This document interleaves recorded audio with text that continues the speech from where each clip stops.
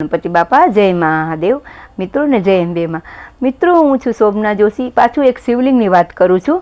શિવલિંગ એવું છે કે ઈ સુતુ મિત્રો અને ઈ તડકેશ્વર મહાદેવ છે। ઈ વલસાડની બાજુમાં ઇબ્રામા ગામ છે, ઈ ગામમાં સ્થાપિત કરેલું છે અને વલસાડના લોકો અને ઇબ્રામા ગામના લોકો બધા દર્શન કરવા જાય છે। અને શ્રાવણ મહિનામાં મિત્રો એટલો મહિમા છે, સોમવારે તો મેળો ભરાય છે તડકેશ્વર મહાદેવનો। અને તડકેશ્વર મહાદેવનો એવી રીતે છે કે ઉપર ઘુમંડ છે મિત્રો, અને ઘુમંડની અંદર છત નથી।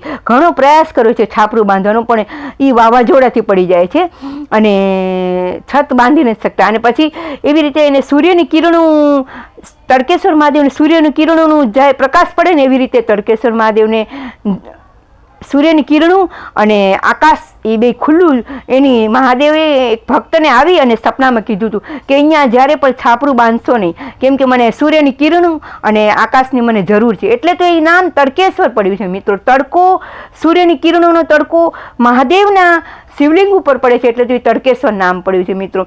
એવી જ રીતે એ તડકેશ્વર મહાદેવનો ખૂબ મહિમા છે અને વલસાડના લોકો, ઇબ્રામાના લોકો ઘણા દર્શન કરવા જાય છે। ભાવિક લોકો ઘણા બહાર વિદેશથી પણ આવે છે ઘણા। જો શ્રદ્ધા છે તડકેશ્વર મહાદેવની ઘણાને, તો એ પોતે દર્શન કરવા આવે છે મિત્રો। અને તડકેશ્વર મહાદેવ સુતુલ શિવલિંગ છે, અને સુતુલ શિવલિંગ એવું છે મિત્રો, એટલું મોટું 22 ફૂટ લાંબુ મોટું શિવલિંગ છે અને મોટું ગોળાકાર છે મિત્રો। અને તડકેશ્વર મહાદેવના શ્રાવણ મહિને તો ઘણી ભાવિક લોકો પૂજા કરે છે। જો તમે વલસાડ કે એ બાજુ રહેતા હો તો શિવલિંગની પૂજા કરજો અને દર્શન કરવા જાજો અને તડકેશ્વર મહાદેવનો મહિમાને સાંભળજો અને તડકેશ્વર મહાદેવના આશીર્વાદ લેજો મિત્રો।